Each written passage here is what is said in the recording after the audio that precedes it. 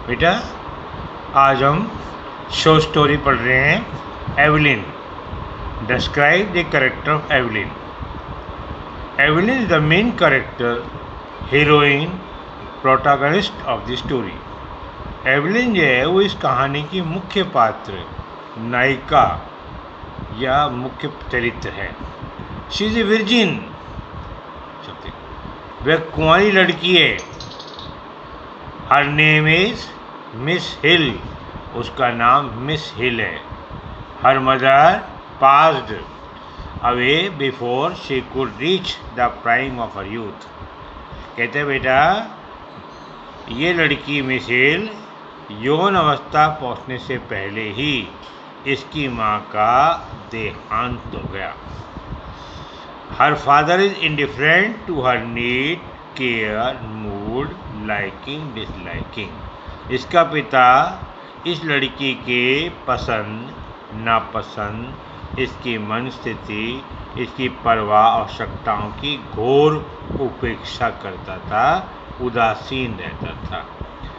Her father is reckless, उसका पिता एकदम लापरवाह, वर्थलेस, निकम्मा, शर्कर, कामचोर, गुड फॉर नथिंग, किसी भी काम का, या ये कहा जाए बेटा गोबर का चोर, सब बेकार, वर्थलेस बेटा।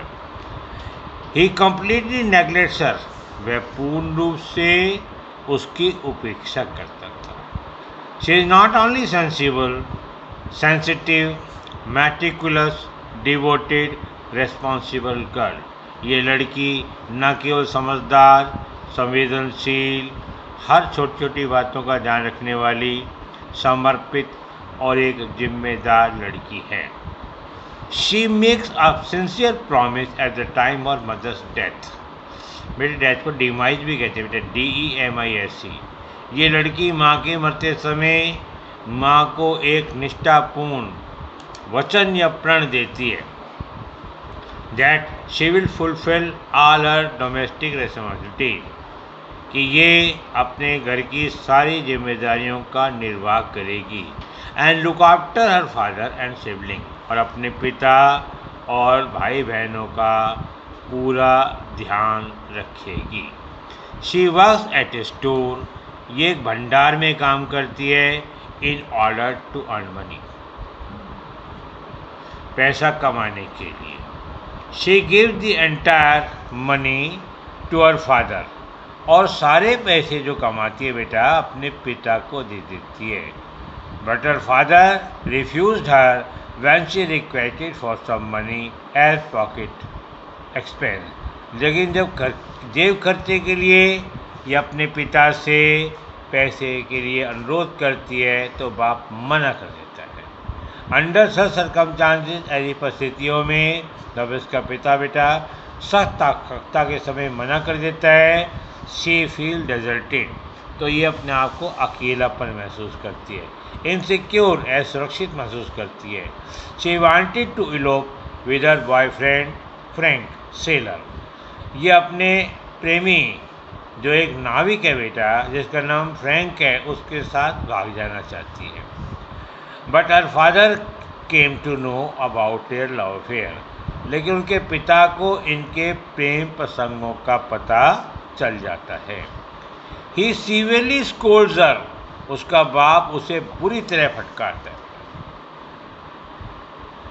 ही फॉरबिड्स हर, वो मना करता है बेटा, refuses her to speak to him, वो अपने प्रेमी से उसे बात करने के लिए बिल्कुल मना कर देता है।